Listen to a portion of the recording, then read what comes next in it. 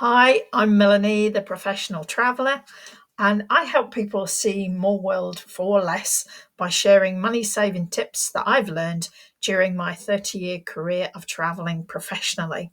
And I also share places I've been to give some travel inspiration if you're looking for new places to visit. Today, I want to introduce you to the Azores, and this is the second in a series of videos. So let's check out the islands of Faial and Pico.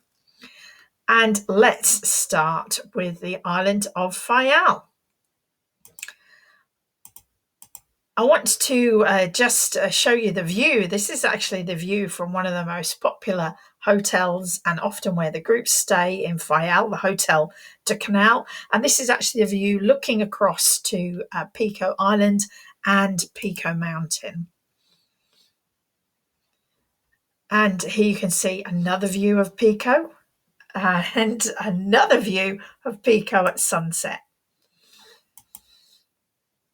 And here is Porto Pim Beach. This is very close to the hotel. It's only about 200 yards away. You can see it's quite a small beach, but it's a great spot for swimming, sunbathing. There's a few cafes nearby.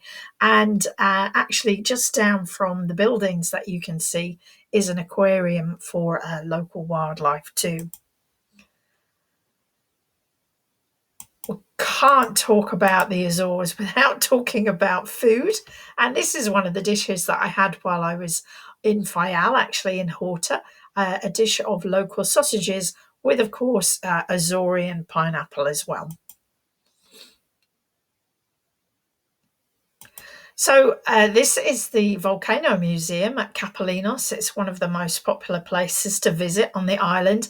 I love the design of this building. It's an underground museum, but it kind of evokes the feeling of being inside a volcano. It's got displays about volcanic activity all over the world and a 3D museum, 3D film, about the forming of the Earth as well. Kapalinos is the site of the most recent volcanic eruption in the Azores, and here you can see the landscape, which still is incredible. It's a bit like a sort of a lunar landscape and a real contrast to the greenery of the rest of the island. Now, let's take a jump across to Pico Island.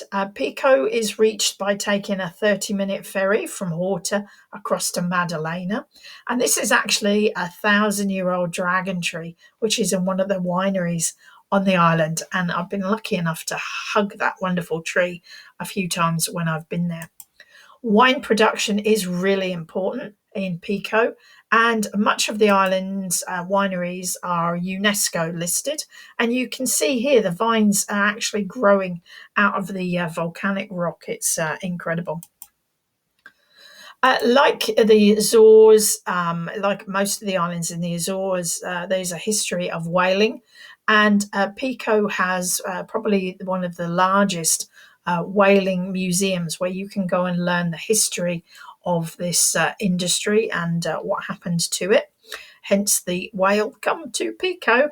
And the now actually, Faial and Pico are two of the best islands in the Azores for whale watching. It's because the channel between the islands is actually quite narrow.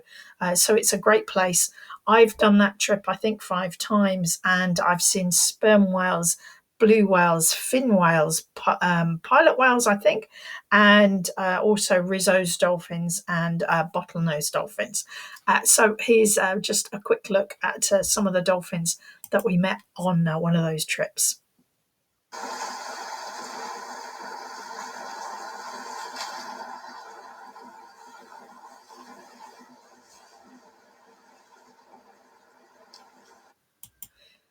So let me say, I hope you enjoyed checking out the island of Faial. Why not go and have a look at my other videos to San Miguel and to Sierra as well.